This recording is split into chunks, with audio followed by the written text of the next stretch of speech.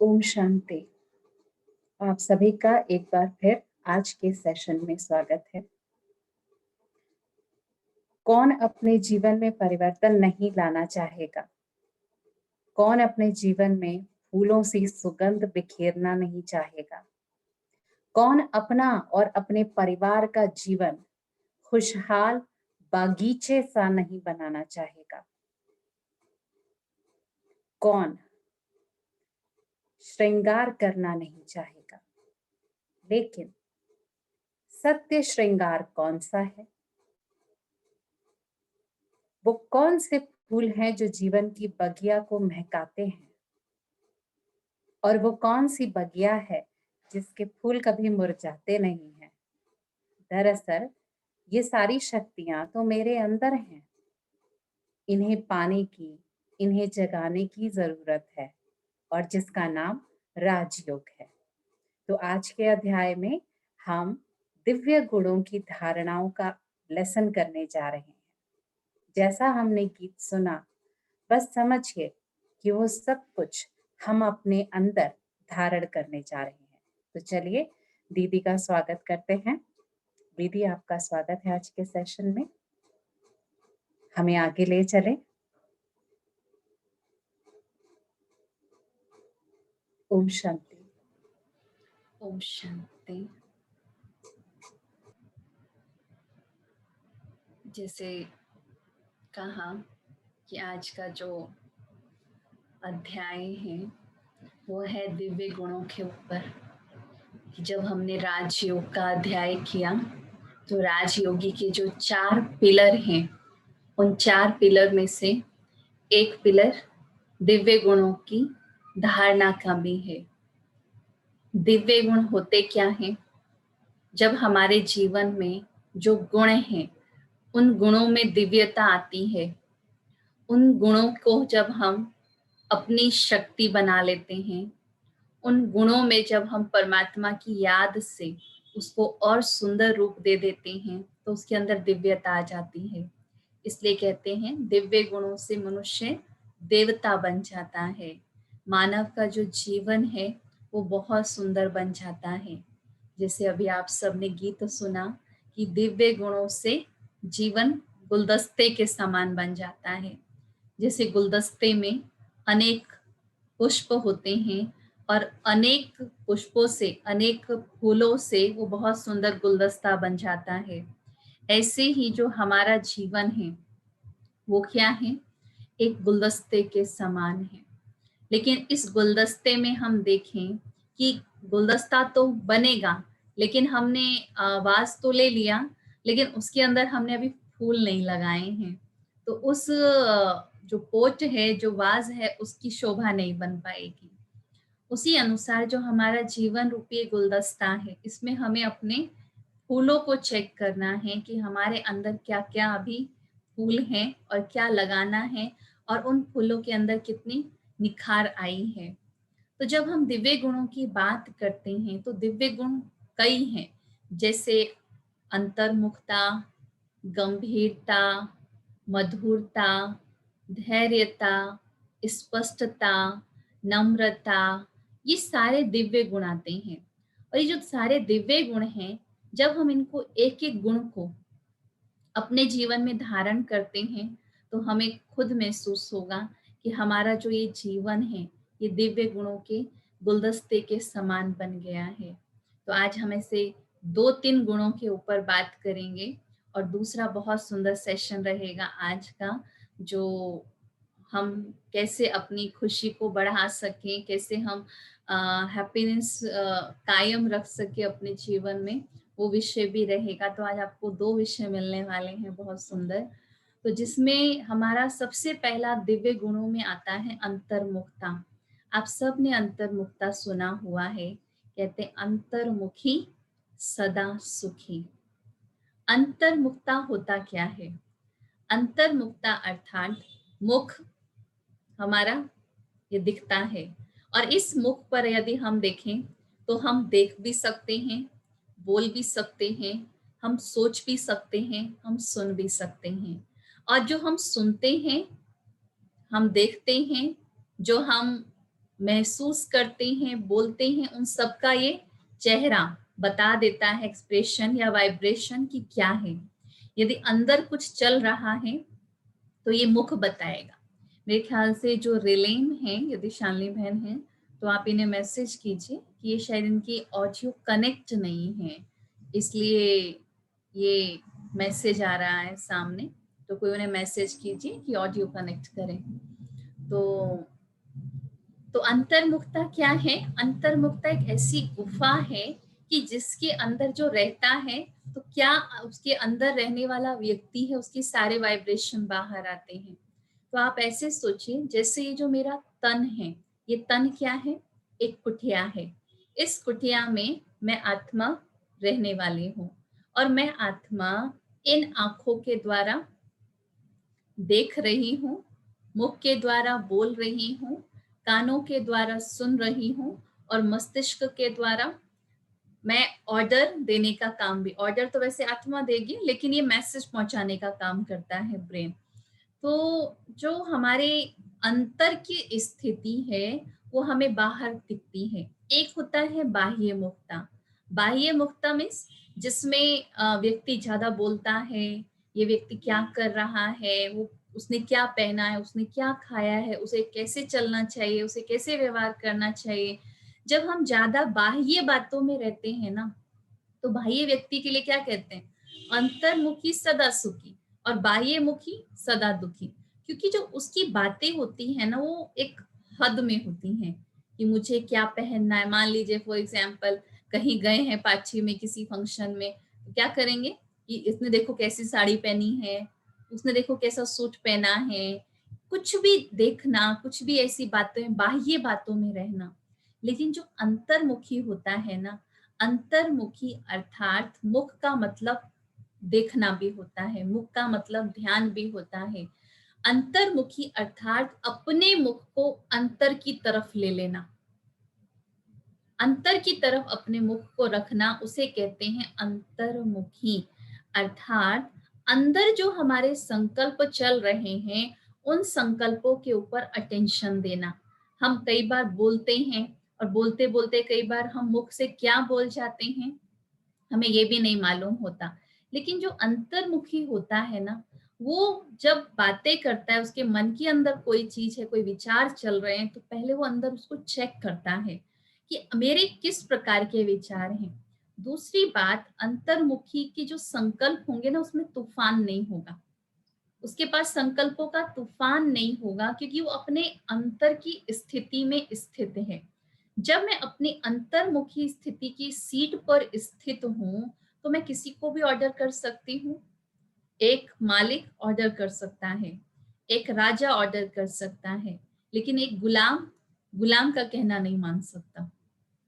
जब मैं आत्मा अपनी सीट से उतर जाऊंगी कि मैं आत्मा हूं, और मैं आत्मा मन बुद्धि संस्कार की भी मालिक हूं, मैं आत्मा इस देह की भी मालिक हूं, मैं आत्मा अपने इन कर्मेंद्रियों को जैसा ऑर्डर दूंगी या दूंगा, ये वैसा ही कर्म करने वाली है। तो क्यों ना मैं अपनी अंतर्मुखी स्थिति में हो जाऊं। अंतर्मुखी का मतलब ये नहीं होता कि हम बातचीत नहीं करते, हम बोलते नहीं हैं। अंतर्मुखी का मतलब है कि बातचीत भी करना है, आपको जहाँ पे किसी को गाइड करना है, सुझाव देना है, आप वो भी देंगे, लेकिन अपनी मन की स्थिति को सेट करके, अपने मन के विचारों को शांत करके, अपने ऊपर अटेंशन दे करके। इसे कहते हैं अंतर्मुखता। ज्यादा बाह्य मुक्ता में नहीं आना। कई बार जब हम कहते हैं हमें बस साइलेंस में बैठना है, हम मेडिटेशन करने बैठते हैं तो हमें साइलेंस तो चाहिए। जब हम साइलेंस में बैठते हैं तो कई बार हमें बहुत सारी चीजें याद आती हैं। क्यों? क्योंकि हमने अपनी ये जो बाह्य कर्मेंद्रियां हैं ना, हमने इसको ज्यादातर बाहर की चीजें दिखाई हैं। ये आंखें देखती हैं तो ज्यादातर बाहर की चीजें देखेंगी, व्यक्ति को देखेंगी, व्यक्ति के अंदर कमी कमजोरियों को देखेंगी। ये मुख बोलेगा तो कई बार किसी के लिए नेगेटिव बोलता जाएगा, नकारात्मकता ही, गलत ही बोलता जाएगा। तो क्या होगा, ये मुख भी बाह्य है। कुछ कानों की बात आती है, कानों को तो कई बार इतना चटपटा सुनने की आदत पड़ जाती है कि बस कहीं से कुछ मिल जाए और हमें सुनना है। है ना? तो इन कानों के ऊपर भी हमें अटेंशन देना है कि हमारे कान क्या सुन रहे हैं, हमारे अंदर की वृत्ति क्या है, हमारी वृत्ति क्या चल रही है, सोच क्या चल रही है। यदि ये चारों चीजें हमारी बाह्य हैं और फिर आप सोचो मैं बैठूं, मैं योग लगाऊं, मैं परमात्मा को याद करूं, मैं मेडिटेशन करूं, तो मेरा मन पहले बाहर ही जाएगा, क्योंकि मैंने उसको पहले पूरे समय में, पूरे दिन की दिनचर्या में उसे बाहर की ही तो सैर कराई है, इन चीजों को मैंने बाहर के ही तो दर्शन कराए हैं। हमने उसे बीच बीच में अपनी अंतर की तरफ मोड़ा ही नहीं है, उसको अंदर देखा ही नहीं है।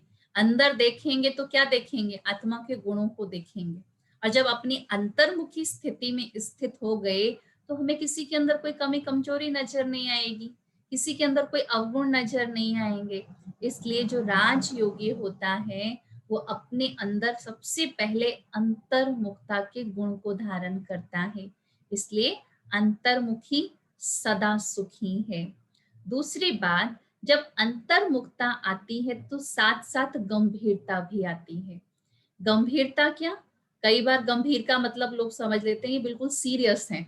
गंभीर का मतलब बिल्कुल सीरियस नहीं होता है ना। अब मान लीजिए मैं बिल्कुल ऐसे चुपचाप बैठ जाऊं, या घर में भी कई लोग होते हैं बिल्कुल चुप हो जाते हैं, तो चुप होना अलग होता है, किसी कारण से चुप हो गए, वो चुप हो गए, उसे गंभीरता नहीं कहेंगे। गंभीरता वो होती है जैसे आप सागर से ले लीजिए, सागर के अंदर लहरें भी होती हैं लेकिन उसके भीतर वो बहुत शीतल है, बहुत गंभीर है ना। जैसे कल भी सुना ना, सागर क्या करता है? बहुत कुछ लेता है, लेकिन इसके अंदर इतनी गंभीरता है, जो उसे लेना है उसने लिया, जो उसके काम की चीज नहीं है उसने उसको किनारे कर दिया। ऐसे ही हमें भी क्या करना है? अपने आप को गंभीर बनाना है। गंभीर व्यक्ति ये देखता है कि कहाँ मुझे सुझाव देना है। वो कभी किसी पर अधिकार रख करके सुझाव नहीं देता, वो किसी परिस्थिति के बिना किसी को सुझाव नहीं देता। मान लीजिए आप ऑफिस में हैं या आप घर में हैं, तो कई सारी ऐसी परिस्थितियां होती हैं, कई ऐसे समस्याएं आ जाती हैं जिसमें आप देखते हो कि सामने वाला व्यक्ति गलत कर रहा है, लेकिन उस समय जब व्यक्ति ने गलत किया है, लेकिन एक है गलती की और हमने फौरन जाके उनको डांटना शुरू कर दिया, उनको हमने टोकना शुरू कर दिया, आपको ऐसे नहीं ऐसे करना चाहिए था। लेकिन नहीं, गंभीर व्यक्ति क्या होता है?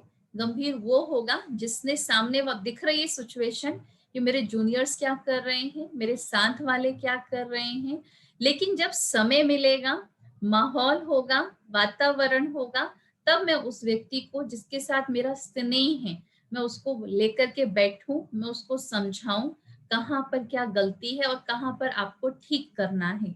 ये नहीं कि बच्चा आया है, उसे चोट लग गई है और माँ कहती है अभी उसके ऊपर कोई मल्लम पट्टी नहीं लगाई, और माँ सीधे कहती क्यों गिरा, कहाँ गिरा, क्यों तूने चोट खाई। अब उस बच्चे को आप सोचिए, जहां पर मल्लम पट्टी लगानी थी वहां पर हमने उसको ऊपर इतने क्वेश्चन करने शुरू कर दिए। अब वो क्या कहेगा? पहले मेरे चोट का इलाज करो, फिर बाद में पूछना। तो कई बार हमें भी गंभीर बनना आना चाहिए कि हमें ये देखना है कि सामने सिचुएशन क्या है। आप देखते हैं कई बार कई व्यक्ति बहुत गंभीर होते हैं। गंभीर का मतलब ये नहीं कि बिल्कुल सीरियस हो गए, चेहरा भी ऐसा उतरा हुआ हो गया, उदास हो गया कि लोग पूछे आखिर क्या हो गया है। नहीं, गंभीरता अर्थात जिसके मन के अंदर कोई हलचल नहीं है, बिल्कुल मन के अंदर स्थिरता है, जो अपने संकल्पों के आधार से वो अपने मन के ऊपर इतना टेंशन देता है, मन के विचारों को उसने इतना श्रेष्ठ बनाया हुआ है कि सामने वाला व्यक्ति कहता है कि आप भी कोई राय दीजिए। उसे अपनी राय अपने आप देने की जरूरत नहीं पड़ेगी, लोग उससे सुझाव मांगते हैं कि आप अब बताइए आपका क्या सुझाव होगा, ऐसे समय पर आप क्या गाइड करेंगे। तो जब लोग सामने से कहते हैं ना आप क्या गाइड करेंगे, तो उनकी बातों का मूल्य होता है, उनकी बातों की अहमियत होती है। वो ऐसे ही नहीं जब मर्जी किसी को कुछ भी कह देगा। इसलिए राजयोगी के अंदर ये गंभीरता का गुण भी बहुत जरूरी है, और गंभीरता जहां होगी वहां पर अंतर्मुखता भी आएगा। हमें कहाँ पर क्या बोलना है, कैसे बोलना है, क्या परिस्थिति है, क्या सामने वाले की स्थिति है, उन सबको लेकर के फिर हमें अपने आप को गंभीर बनाना है। इसलिए परमात्मा कहते हैं जब हम परमात्मा की याद में बैठते हैं ना, तो परमात्मा की शक्तियों को जब अपने अंदर हम धारण करते हैं, तो हमारे अंदर ये जो गुण हैं, दुनिया में कईयों के अंदर ये गुण होते हैं गंभीरता के, कि मान लीजिए परिस्थिति है और उस परिस्थिति का वो सामना कैसे करते हैं। अभी शाम को हमारे पास एक भाई आए, उन्होंने इतनी अच्छी बात बताई, मैं आपको सुनाती हूँ। उन्होंने कहा, वो बैंक में हैं, तो उन्होंने कहा कि मेरे ही टेबल पे से 10 लाख रुपए ऐसा गायब हो गए। अब बैंक है तो आप समझ सकते हैं क्या परिस्थिति बनेगी। अब पैसा गायब हो गया है, अब पैसा गायब हो गया तो हलचल सी तो पैदा हो जाएगी। अब सब लोग परेशान है कि आखिर पैसा कहाँ गया, पैसा कहाँ गया। और कहते हैं कि हमें मुझे खुद याद नहीं क्योंकि मेरी टेबल से ही गाया है। तो सब लोग कहते हैं आप इतना सब कुछ हो गया और आप शांति से बैठे हुए हैं, कुछ कर क्यों नहीं रहे हैं। तो कहते हैं मैं सिर्फ सुन रहा था और मैं कंप्यूटर पे चेक कर रहा था कि कहीं किसी अकाउंट में तो नहीं चला गया, एक बार मैं कंप्यूटर पे चेक कर लूं। तो फिर आखिर कंप्यूटर पे चेक किया तो उसमें देखा कि हाँ वो 10 लाख रुपए जो टेबल पे थे वो किसी अकाउंट में जमा करने थे, वो जमा हो गया। ऐसी स्थिति में कहा जाता है कि मन की स्थिति ठीक है, गंभीरता है, तो उन्होंने वो काम किया। यदि मान लीजिए ऐसी स्थिति में वो खुद हलचल में आ जाए, सामने वालों की बातों का रिएक्ट करना शुरू कर दे, गुस्सा करना शुरू कर दे, तो जो उनको हल मिलना चाहिए था वो तो नहीं मिलता ना। अब अंदर से शांत हैं, गंभीर हैं, तो उन्होंने बड़े आराम से अपना कंप्यूटर पे चेक किया और उनको समस्या का हल मिल गया कि हाँ भाई ये मैंने क्षमा किया है। ऐसे ही हमारे जीवन में कई बार ऐसी चीजें होती हैं कि हम परेशान हो जाते कि हमने ऐसा क्यों किया। क्यों? क्योंकि ऐसे समय पर हमें अपने आप को शांत रखना है, अपनी गंभीरता को कायम रखना है। सामने वाला व्यक्ति बोल रहा है, अब बोलने दीजिए ना, आप गंभीर रहिए, आप शांत रहिए, आप समस्या का समाधान ढूंढिए। आप समस्या को लंबा मत खींचिए, जितना आप समस्या को लंबा खींचेंगे उतना ही उसका हल कम होगा। इसलिए जब हम राजयोग का अभ्यास करते हैं तो हमारे अंदर ये गंभीरता का गुण भी आ जाता है। कई कहते हैं फिर हम अगर हम चुप रहेंगे ना तो लोग उसका गलत फायदा उठाएंगे, लोग कहेंगे कि देखो इन्हीं की गलती है ना इसलिए ये चुप है। चुप होने का मतलब यही नहीं है, परमात्मा हमें ये नहीं कहते कि जहां पर आपको बोलना नहीं है वहां पर आप ना बोलो, आप बोलिए।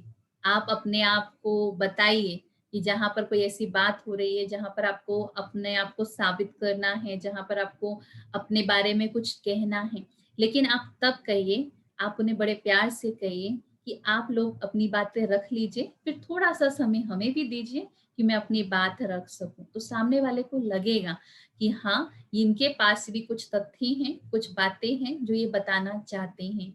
नहीं तो ये वही वाली बात हो जाएगी ना कि कई बार हम सत्य तो बताना चाहते हैं, लेकिन सत्य बताने के लिए हम क्या करते हैं, सभ्यता भूल जाते हैं।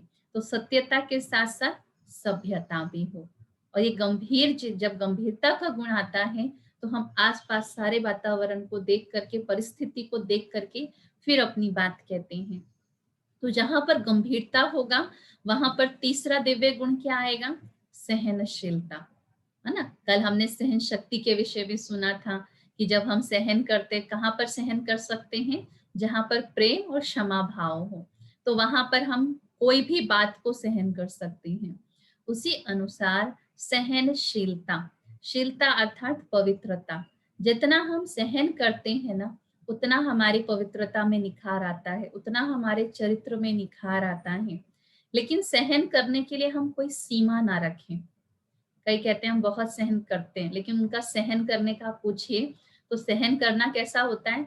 आप सबने प्रेशर कुकर देखा ना, सब यूज करते हैं। अगर प्रेशर कुकर में से प्रेशर ना निकले तो क्या होगा, क्या होगा, समझ सकते हैं ना। इसलिए उसमें से विक्सल निकलती रहती है, प्रेशर निकलता रहता है। हमारा सहन करना भी कई बार ऐसा ही होता है, हम सहन करते हैं, यहां से चुप हैं, लेकिन अंदर से तूफान है, लहरें उठ रही हैं, है ना। काफी अंदर से चल रहा है कि ये बस एक बार कुछ मौका मिल जाए तो मैं बोलना शुरू कर दूं। तो अपनी चुप्पी को हमें उस कुकर के समान नहीं बनाना है कि चुप है चुप है चुप है, और आखिर जब बोलेंगे तो फिर सारा बोल गए तो क्या हुआ, इतना समय जो हम चुप रहे उसका कोई फायदा हुआ? नहीं हुआ, क्योंकि हम यहाँ से चुप थे, यहाँ अंतर्मुखी नहीं थे हम अंदर से शांत नहीं थे। और अंदर से शांत रहने के लिए हमें सामने वाले के प्रति क्या रखना पड़ेगा कि हम उसके लिए अपने मन में यदि ईर्ष्या भाव रखेंगे, नफरत रखेंगे, तो हम सहन नहीं कर सकते हैं। इसलिए कहा जाता है ना, एक चुप हजार सुख के बराबर होता है। और उस चुप्पी के लिए आप देखिए, कई बार हम इंसान इंसान के लिए कितना कुछ सहन कर लेते हैं। यहाँ तो हमें भगवान देवता बनाने के लिए आ रहा है। जब देवता बनने वाले हैं तो देवता बनने से पहले क्या करना पड़ेगा? सहन तो करना पड़ेगा ना। बिना सहन किए हम देवता नहीं बन सकते हैं, है ना। हम कितना सुनते हैं कि इस भारत को आजाद करने में कितने लोगों का योगदान रहा, उन्होंने कितना कुछ सहन किया, जेलों में जाना पड़ा। मूर्ति को देख लीजिए, वो कितना कुछ सहन करती है, तो सहन किया ना उसने, तब जाकर के वो पूजनीय लायक बनी है ना।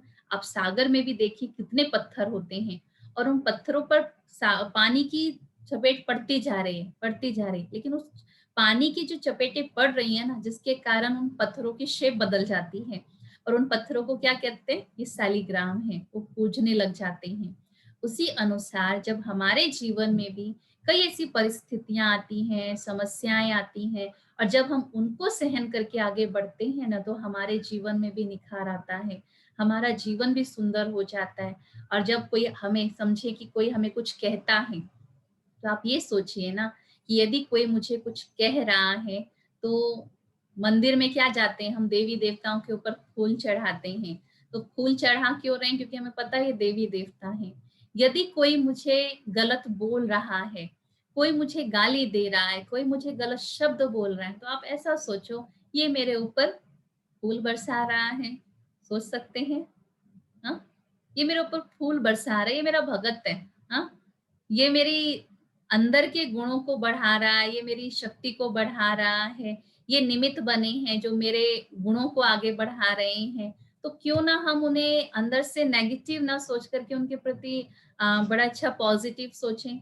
दूसरी बात आप ये सोचिए कि अगर हम सहन करेंगे तभी तो देवता बनेंगे ना, तभी तो हम शहंशाह बनेंगे ना। बिना सहन किए तो नहीं बन सकते ना। बस सहन करते हुए हमें कोई सीमा नहीं बांधनी है। जहां हमने सीमा बांध दी वहां पर दिक्कत हो जाएगी। इसलिए भगवान कहते हैं कि आप नई दुनिया की स्थापना के निमित्त बन रहे हैं, आप स्वयं को देवता बनाने के प्रोसीजर में हैं। कुछ तो सहन करना पड़ेगा ना। और वो सहन करना कोई मुश्किल नहीं है। बस अंदर से आप ये संकल्प रखिए, मुझे भगवान के लिए सहन करना है, मुझे अपने संस्कारों को बदलना है। कई बार तो ऐसा होता है कि कई बार हम अपने ही संस्कारों को जब बदलते हैं ना, अपनी आदतों को बदलते हैं ना, तो भी हमारे पास पेपर आते हैं, तो भी हमें सहन करना पड़ता है। एक है कि चलो हम कुछ और कर रहे हैं तो सहन करना है। मान लीजिए हमारा लाइफस्टाइल है कि हम लोगों के साथ उठते बैठते थे, हम पार्टी में जाते थे, हम उनके साथ किटी करते थे, हम कई सारी चीजें करते थे। लेकिन अब जब हम थोड़ा सा अपना जीवन जब बदलते हैं, अपने जीवन में कुछ हम दिव्यता लेकर आते हैं, हम आध्यात्मिकता के राह पर चलते हैं, अपने संस्कारों को बदलते हैं, क्योंकि जब हम ज्ञान समझते हैं तो अपने इस जीवन की हम वैल्यू समझ जाते हैं कि हमारा जीवन क्या है और हम इस जीवन को गवा कहाँ रहे हैं। तो जब हम अपने आप को परिवर्तन करना शुरू करते हैं ना, तो जिनके संग हम इतनी देर इतना समय रहते थे, जिनके लिए हम बहुत अच्छे थे, अभी हम उन्हीं के लिए क्या हो जाएंगे? खराब हो जाएंगे। अब वो बहुत सारी बातें कहेंगे जिनको आपको सहन करना पड़ेगा। लेकिन सहन करते हुए आप यही सोचिए कि इसमें मेरा कल्याण है और मुझे सहन करना ही है, मुझे परिवर्तन होना ही है। तो फिर वहां पर मुश्किल नहीं आएगी। और जहां पर हम सहन करना शुरू करते हैं तो नेक्स्ट गुण आता है हमारे अंदर, मधुरता का।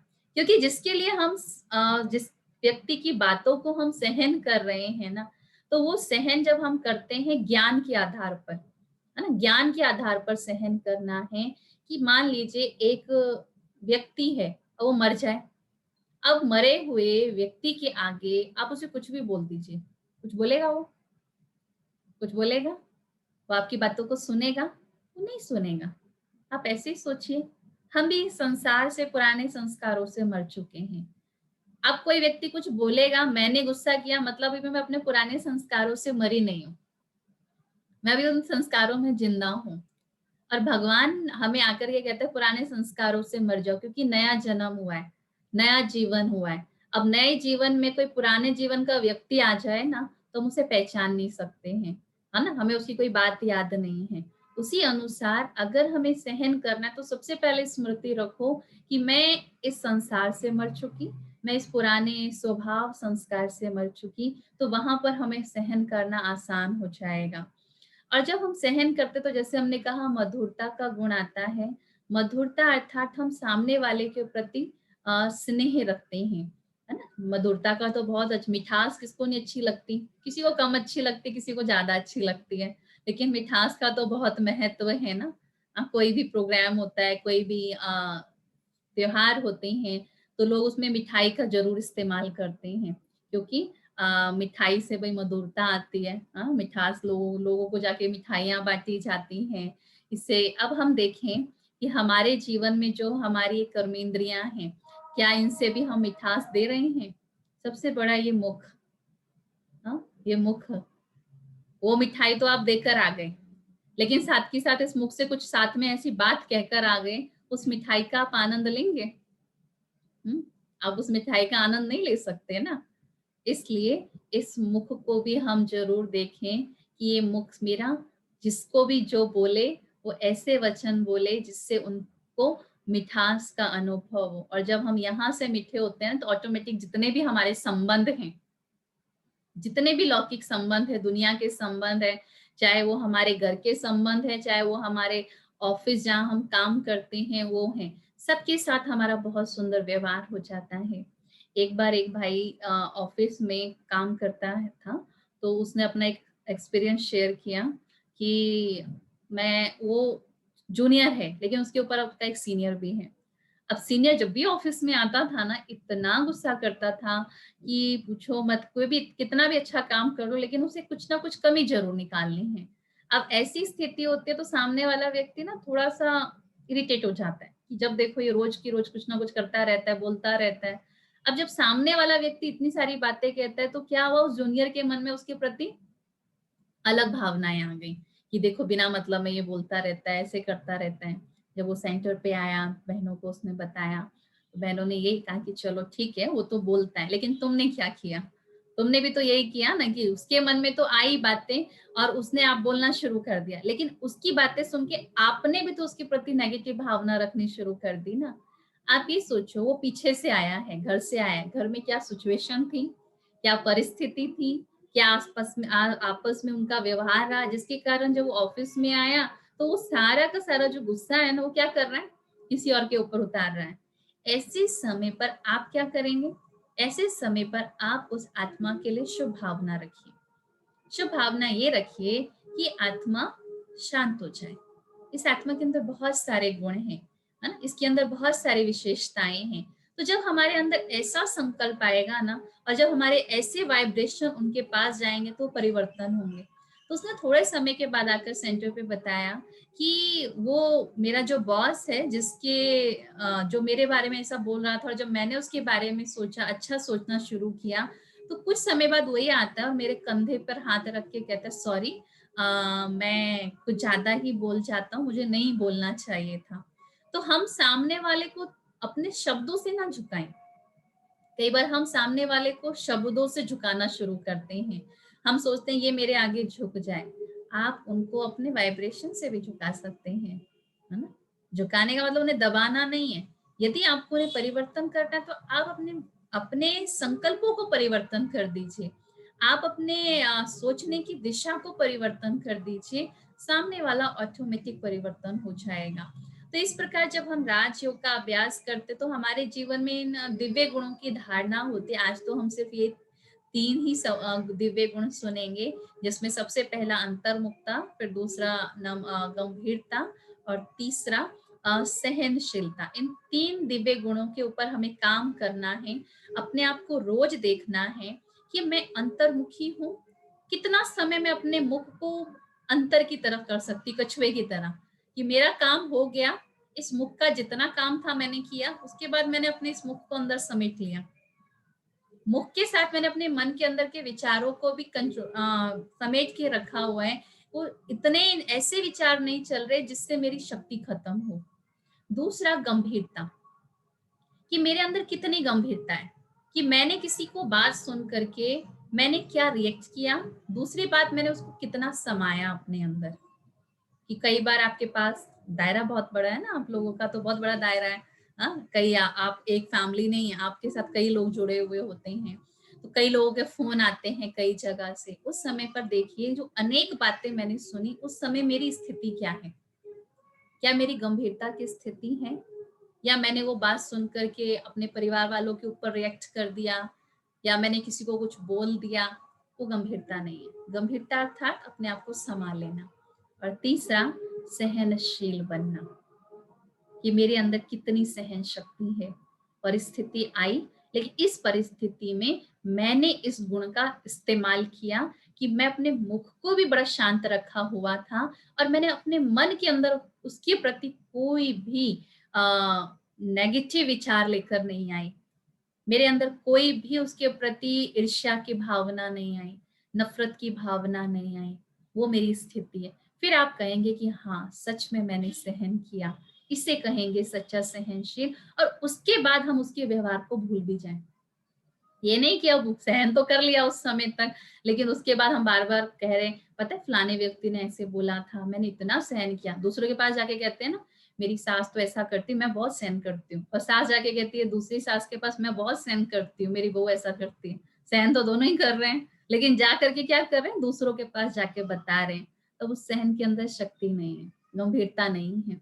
तो इन हम गुणों के अंदर दिव्यता लेकर के आनी है, और वो दिव्यता हम जब परमात्मा के साथ जुड़ते हैं तो वो ऑटोमेटिक हमारे जीवन में आना शुरू हो जाता है। तो अभी आप सभी डिस्कनेक्ट होंगे, और नेक्स्ट सेशन हमारा बहुत सुंदर है जो शालिनी बहन लेंगी। तो अभी आप सभी दोबारा से रिकनेक्ट हो जाएंगे और उस सेशन को सुनेंगे। ठीक है, अभी उस लिंक से आप दोबारा कनेक्ट हो जाइए।